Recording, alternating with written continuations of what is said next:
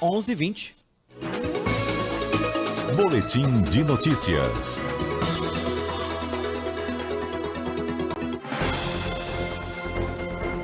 CBN Conexão Brasília, com Rômulo Pinheiro. Rômulo Pinheiro, bom dia pra você, bem-vindo. É um prazer muito grande voltar a falar com você aqui na programação. Tá tudo bem, Rômulo? Quanto tempo, meu amigo Max? Max, já faz o quê? Mais de meses aí que eu não te encontrei. Nosso papão tá indo bem no campeonato, tamo de olho, Max. Bom ter você de volta com a gente. Um bom dia a todos os ouvintes da Rádio CBN Amazônia Belém. Legal, é um prazer muito grande voltar a falar com você e principalmente trazer assuntos que interessam a população e que precisam, né, ser debatidos ao longo desses dias tão corridos, de uma rotina tão maluca que nós temos. Rômulo, tema de hoje, os embates entre executivo e judiciário e a grande repercussão do caso Daniel Silveira, que já virou novela.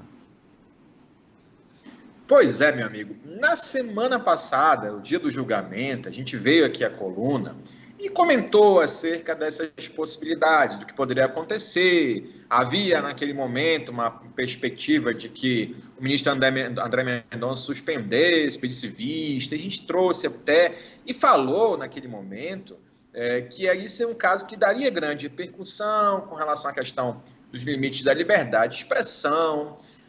Mas, sinceramente, Max, até eu mesmo achei que não tomaria essa proporção tão grande que acabou tomando. A gente sabia que isso ia ter uma repercussão, mas acreditando que o julgamento ia ser suspenso.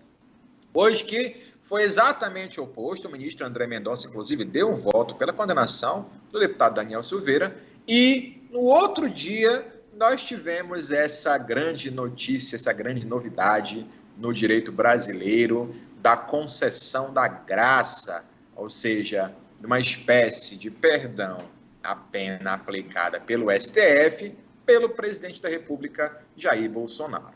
Sei que o nosso ouvinte aqui já deve ter ouvido algumas informações a respeito do tema, mas é muito bom a gente chegar aqui e explicar hoje quais são os bastidores disso e quais são as consequências jurídicas que podem decorrer desse tipo de indulto, no caso aqui, a graça, ou seja, um indulto individual, a graça, concedida pelo presidente ao deputado. Veja, meu caro Max, que na verdade o deputado é um deputado obscuro aqui em Brasília, um deputado que não participa das sessões deliberativas de maneira proativa, ele está ali encaixado ali no meio do centrão, não é alguém de proeminência dentro da Câmara Federal, mas está sendo utilizado aí como um peão de manobra para esse embate entre judiciário e executivo, forçado pelo presidente da República. Qual é a situação principal aqui, meu caro Max? É que a ideia da concessão do perdão, da pena, unicamente serve para afrontar as decisões do STF, até porque isso acaba sendo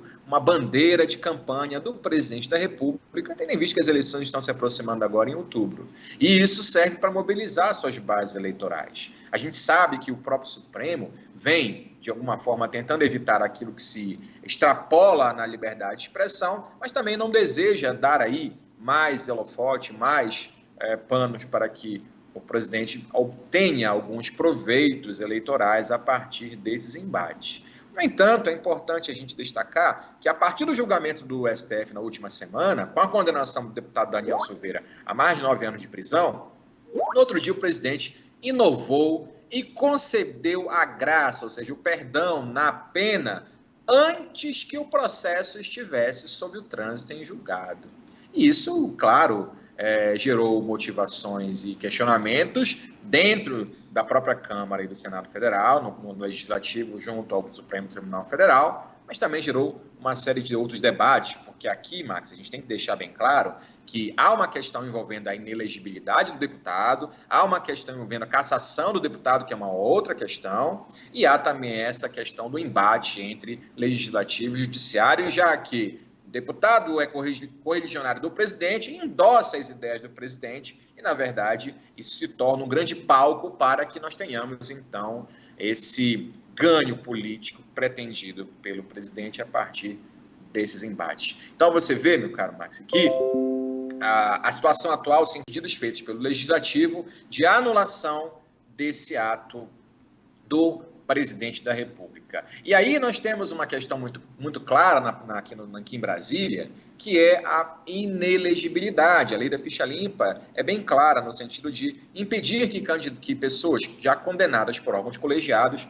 tenham a possibilidade de se candidatar novamente, e a súmula 631 do STJ, a questão da inelegibilidade está bem pacificada.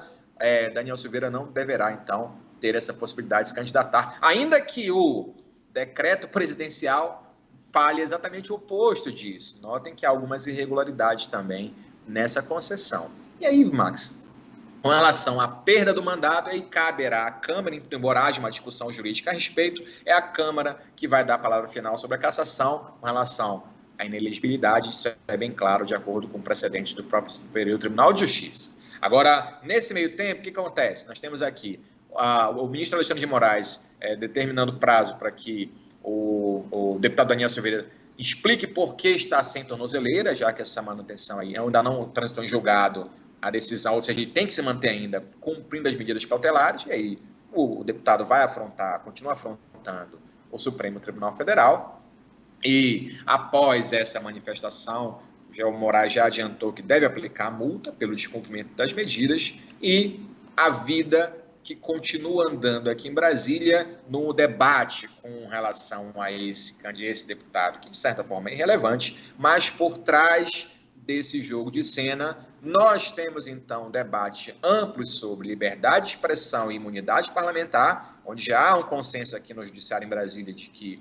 a imunidade parlamentar não é abrigo para qualquer tipo de absurdo que é dito contra as autoridades. Você imagina, Max, você falando de um magistrado ou de um ministro, se referindo a ele dessas formas pejorativas e grosseiras que foram proferidas, e ainda que haja essa imunidade, isso há, de certa forma, há um limite sim para isso. E como nós estamos decidindo aí uma questão no Supremo, é muito provável que essa manutenção, essa decisão sobre as ADPFs, da viabilidade ou não dessa graça presidencial, ainda vai tomar algumas semanas para praticar uma decisão final, e aí o Supremo está aguardando essa fervura baixar para evitar um confronto mais direto ainda com o Executivo, que é exatamente isso que nós temos como objetivo central do Palácio Planalto, é esse embate para conseguir ganhos políticos. A gente vai continuar aqui acompanhando essa discussão, ainda vai render muita coisa. A gente sabe que esse é um assunto que apesar de não ser o primordial da vida do cidadão, da vida de alguém que precisa ir comprar um gás, que precisa ir pagar uma conta, isso não vai mudar nada na vida dessas pessoas, a princípio, mas esses assuntos, sim, eles ganharão um relevante aspecto aí para as próximas eleições, e a gente está acompanhando isso aqui a todo momento para trazer informação para nós aqui da Rádio CBN, meu caro amigo Max. E esse embate não é nada, sem dúvida alguma, não é nada saudável, né, para o Brasil. Rômulo, muito obrigado pela sua participação. Mais uma vez é um prazer muito grande voltar a falar com você. Saúde e até a próxima. Estou te esperando aqui em Belém, tá bom? Obrigado, meu amigo. Mês que vem estaremos aí. Vou estar aí com você, com certeza, nossa coluna presencial. Um abraço. Até semana que vem. Rômulo Pinheiro e a coluna Conexão Brasília, marcando presença toda quarta-feira, a partir